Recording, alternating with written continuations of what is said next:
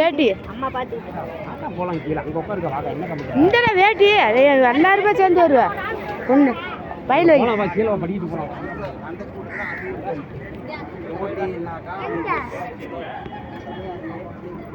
வேட்டி எடுத்து நான் குடிக்கும்போது எங்கள் அப்பா சொன்ன வேட்டி எடுத்து சொல்லிட்டான்.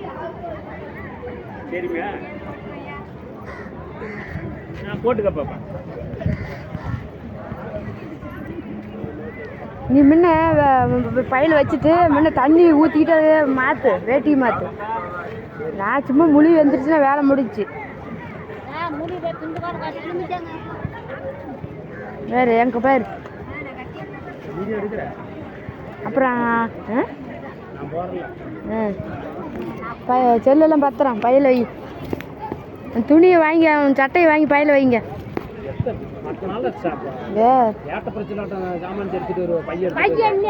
நான் எத்தனை தடவை சொன்னேன் கிளி பிள்ளைக்கு சொல்ற மாதிரி சொன்னேன்.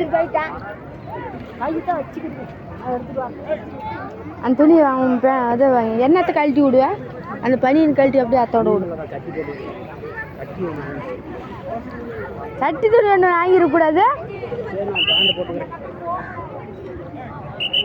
அடே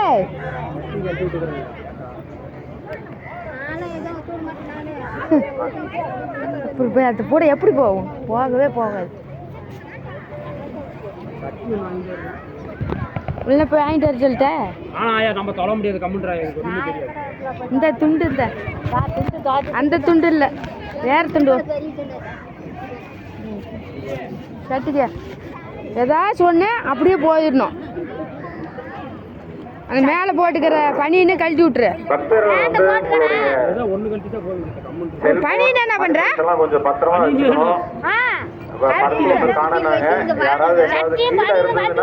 நீ போ கீழே இறங்கி தண்ணி ஊத்திட்டு போ.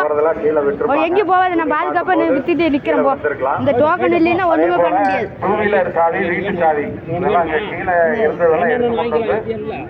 பணம் கட்டுற அசூதி தாண்டா. இங்க வந்து உங்களுடைய அடையாளம் சொல்லிட்டு வாங்கிக்கலாம். வெச்சிட்டு என்ன பண்றது? மீண்டும் மீண்டும் சொல்றோம். அது இல்லைன்னா எப்படி செய்வ? வச்சுங்க. கை தவறி எங்கேயும் போட்டுட்டு செல்ல வேண்டாம். நகைகள் பத்திரம், செல்போன் பத்திரம், அதே போல குழந்தைகளை வந்து கைப்பிடிச்சு கூப்பிட்டு வாங்க.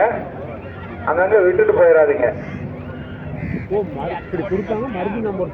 ஆமா வந்து கரைச்சி விட வேண்டாமா? காசு இருந்தா இன்னும் 300 ரூபா கொடுத்தா என்ன கொஞ்சம் சிறப்பாக செஞ்சிடும்.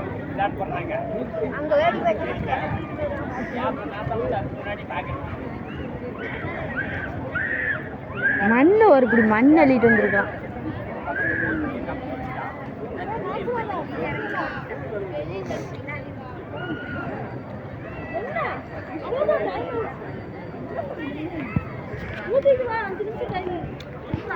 புரட்டாசி அம்மாவாசை திதி எத்தனை பேர் கொடுக்கறதுக்கு வந்துருக்குறாங்க. அந்த அந்த வீணா போன பையனை வாடா அப்படி என்ன போட்டு நிறைய போட்டு அவ்வளோக்கு